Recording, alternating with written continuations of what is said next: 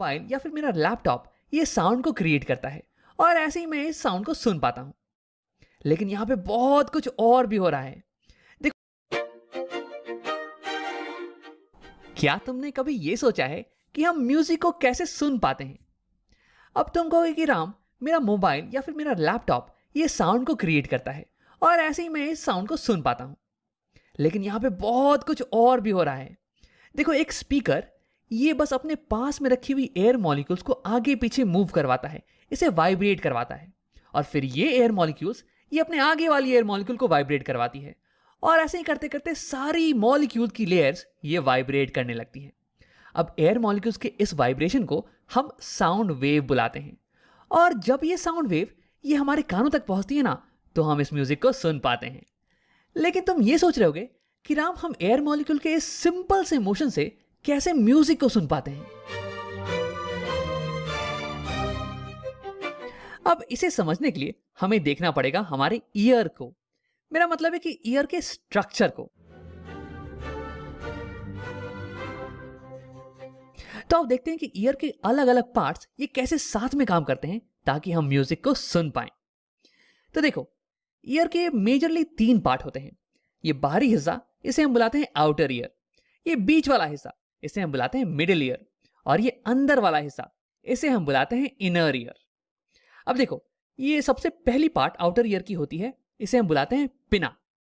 ये वो वाला पार्ट है जिसे तुम देख सकते हो, जिसे तुम टच कर सकते हो, या फिर जिसे पकड़ के तुम्हारी मम्मी तुम्हें डांटती हैं। अब देखो, पिना का फंक्शन ये है कि ये सारी साउंड वेव्स को कलेक्ट करता है और इन्हें भेज देता है हमारी ऑडिटरी कैनाल के अंदर। अब साउंड वेव्स इस चैनल के थ्रू जाती हैं और फिर हिट करती हैं हमारे ईयर ड्रम को। देखो, ये इसे मैंने ग्रीन कलर से दिखा रखा है, लेकिन असल में ये ग्रीन कलर का होता नहीं है, ठीक है। अब देखो, इसे हम ईयर ड्रम इसलिए बुलाते हैं ना, क्योंकि ये एक ड्रम की स्किन की तरह होता है, ड्रम की ऊपर वाली लेयर की तरह। मतलब कि ईयर ड्रम ये एक ट्रांसपेरेंट लेयर है और ये बहुत ही सेंसिटिव है वाइब्रेशन की। हल्की सी मोशन होगी ना, तो ये ईयर ड्रम वाइब्रेट करने लगेगा। यानी कि जब एयर मॉलिक्यूल्स ऑडिटरी कैनाल के अंदर वाइब्रेट करते हैं और फिर ईयर ड्रम को स्ट्राइक करते हैं ना, तो फिर ईयर ड्रम ये भी वाइब्रेट करने लगता है। अब देखो, ईयर ड्रम ये आउटर ईयर और मिडिल ईयर को सेपरेट करता है। तो अब आओ बात करते हैं मिडिल ईयर की पार्ट्स की। तो मिडिल ईयर में होते हैं इंसान की बॉडी के सबसे छोटे 3 बोन्स और इन तीनों को हम साथ में बुलाते हैं ऑसिकल्स। और इनके खुद के भी बड़े ही फैंसी नाम हैं। पहले वाले को हम बुलाते हैं मैलियस, दूसरे को इंकस, तीसरे को स्टेपीस। और मेरे पास यहाँ पे एक पिक्चर है जो कि दिखाती है कि असलियत में ये बोन्स कैसे दिखते हैं। तो देखो, इनके इंटरेस्टिंग शेप के कारण हम इन्हें कुछ कॉमन नाम भी देते हैं जिन्हें कि याद करना थोड़ा आसान पड़ जाता है। पहले को हम बुलाते हैं हैमर, दूसरे को एनविल और तीसरे को स्टिरअप। देखो, अगर तुम घुड़सवारी करोगे ना, तो स्टिरअप वो चीज होगी जिसपे कि तुम पैर रखोगे। अब देखो, जब ईयर ड्रम वाइब्रेट करता है तो इसके साथ साथ ऑसिकल्स ये भी वाइब्रेट करने लगते हैं। तो यानी कि ऑसिकल्स का फंक्शन ये हो गया कि ये वाइब्रेशन को ईयर ड्रम से इनर ईयर में ट्रांसफर करते हैं। लेकिन केवल यही इनका मेन फंक्शन नहीं हो गया। देखो, ये साउंड वेव्स की प्रेशर को एम्पलीफाई करके, इंक्रीज करके इनर ईयर में ट्रांसफर करते हैं। अब तुम ये सोच रहे होगे, यार यहाँ पे वाइब्रेशन प्रेशर को इंक्रीज करने की क्या जरूरत पड़ गई? तो देखो, इनर ईयर में होता है एक लिक्विड, ना कि एयर। और तो यानी कि यहाँ पे वाइब्रेशंस को हमें एक लिक्विड के अंदर ट्रांसफर करना है, ना कि एयर के अंदर। और तुम्हें अंदाजा होगा कि यार एक लिक्विड को वाइब्रेट करवाना ये थोड़ा मुश्किल काम होने वाला है कंपेयर टू एयर को वाइब्रेट करवाने से।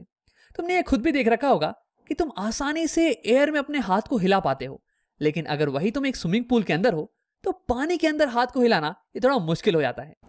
तो क्योंकि हमें यहाँ पे एक लिक्विड को वाइब्रेट करवाना है, इसलिए हमें यहाँ पे एक हायर प्रेशर की जरूरत होने वाली है और यही करने में मदद करती है हमारी ऑसिकल्स। इनफैक्ट ऑसिकल्स ये प्रेशर को 20 गुना तक बढ़ा सकती हैं। अब तुम ये सोच रहोगे, राम ऐसा कैसे हो पाता है? तो देखो, ऐसा होता है ऑसिकल्स की स्ट्रक्चर के कारण। तो देखो, यहाँ स्टेपीज का एरिया ये बहुत ही छोटा है कंपेयर टू ईयर ड्रम के एरिया से। तो जब फोर्स ये ट्रांसमिट होता है from ear drum to stapes, तो ये कॉन्सेंट्रेट होता चला जाता है एक छोटे एरिया पे। और तुम्हें पता होगा कि जब सेम फोर्स ये एक छोटे एरिया में कॉन्सेंट्रेट हो, तो यानी कि प्रेशर ये इंक्रीज होता चला जाएगा। क्योंकि देखो, प्रेशर होता है फोर्स बाय एरिया, और अगर एरिया छोटा हो जाए तो यानी कि प्रेशर ये बड़ा हो जाने वाला है। तो ऐसे ही ऑसिकल्स ये साउंड के प्रेशर को बढ़ा देती हैं। अब आप बात करते हैं इनर ईयर के बारे में। तो देखो, इनर ईयर ये होता है एक बोनी स्ट्रक्चर, और इसे मैंने यहां पर दिखा रखा है पर्पल कलर से। इनके ऊपर में होते हैं 3 सेमी सर्कुलर रिंग्स, और ये हमें मदद करते हैं बॉडी के बैलेंस को मेंटेन करने में। जब तुम चल रहे हो, दौड़ रहे हो या फिर डांस कर रहे हो, तो तुम्हारे बॉडी की बैलेंस ये मेंटेन रहती है। ये होता है इनकी मदद से।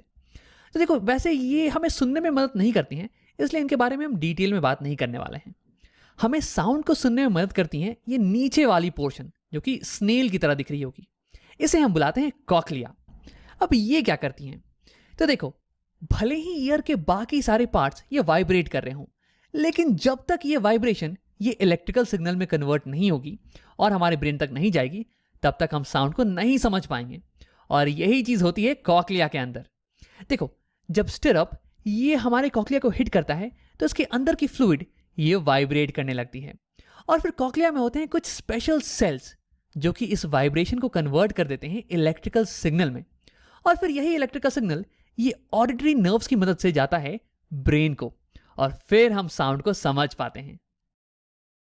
अब एक आखिरी चीज, ये कॉक्लिया के सेल्स ये बड़े ही शानदार होते हैं। ये जो इलेक्ट्रिकल सिग्नल जनरेट करते हैं ना, ये बहुत ही सेंसिटिव होते हैं। इनकी मदद से हम अलग अलग लाउडनेस की साउंड को सुन पाते हैं, अलग अलग फ्रीक्वेंसी की साउंड को सुन पाते हैं।